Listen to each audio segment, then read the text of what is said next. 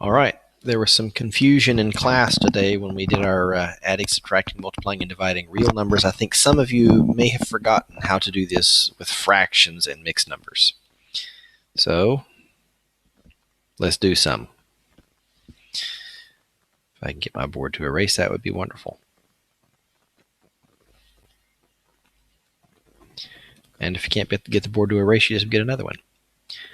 Okay, so I'm going to start it off this way. Let's say that I'm working with some fractions, or I'm sorry, mixed numbers. So let's say I've got 5 3/4. And let's just say that I'm dividing them. Let's say I've got 3 1/3. Now, first off, you need to change all mixed numbers into improper fractions before you work with them. The way that we do that, if you cannot remember, is to multiply and add. So 4 times 5 is 20, plus 3 is 23, and the denominator is the denominator from our fraction.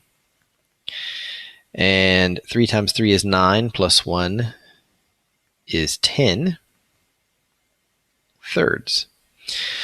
Now, since I've got fractions, whenever you are dividing fractions, you actually multiply times the reciprocal of the second fraction. So I'm going to take 23/4 and multiply by 3/10. So then I would just multiply straight across. 4 times 10 is 40. So in fractions, you do multiply denominators. And 3 times 3 is 9. 3 times 20 is 60, so that would be 69/40.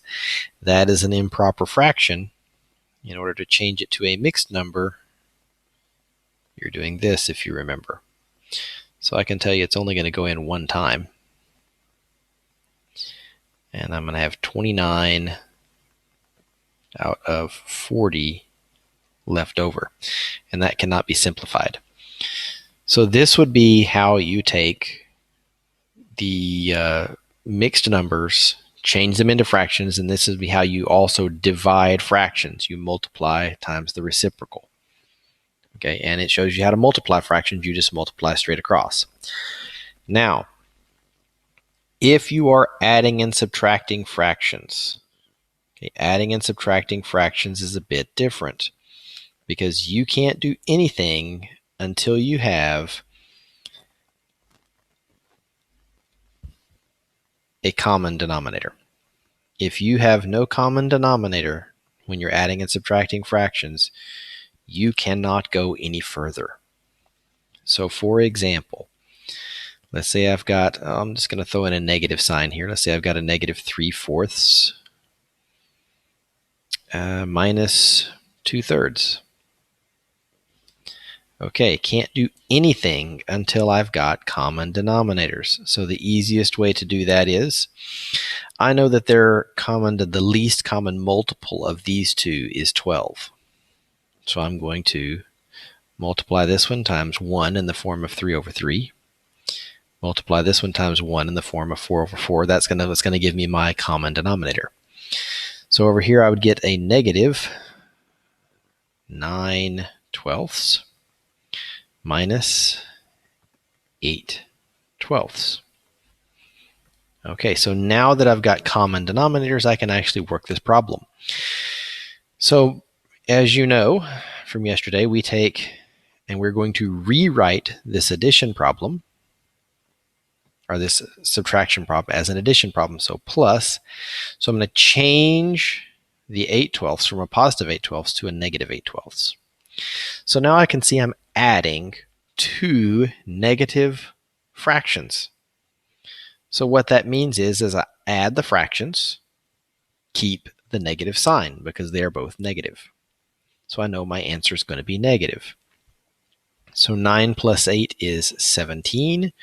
You never, ever, ever, ever, ever add denominators. So you get 12. That's an improper fraction. Have to come over here and do this. It's going to go in one time. with 5 out of 12 left over. So this is going to be a negative 1 5/12 right there. Now, one other scenario that you're going to find in your little quiz that I'm giving you is this. I am going to have you use whole numbers. So what that would look like is this. So let's say that I've got, we'll say the whole number 5. And I am multiplying it times, we'll say, a negative 4/5. So the way that you do this is you need to make the 5 into a fraction. So the way I do this is I just put it over 1. Because if I did 5 divided by 1, I would get 5. And that's what this should be. So now I just multiply straight across. So when you multiply a positive times a negative, the answer is a negative. So 5 times 4 is 20. And 1 times 5 is 5. So the answer right here is going to be a negative 4, because 20 divided by 5 is 4, and that's still going to stay negative. Okay, so this should help you in your working your quiz today. I hope it does. Work hard, show your work, and we'll see you tomorrow.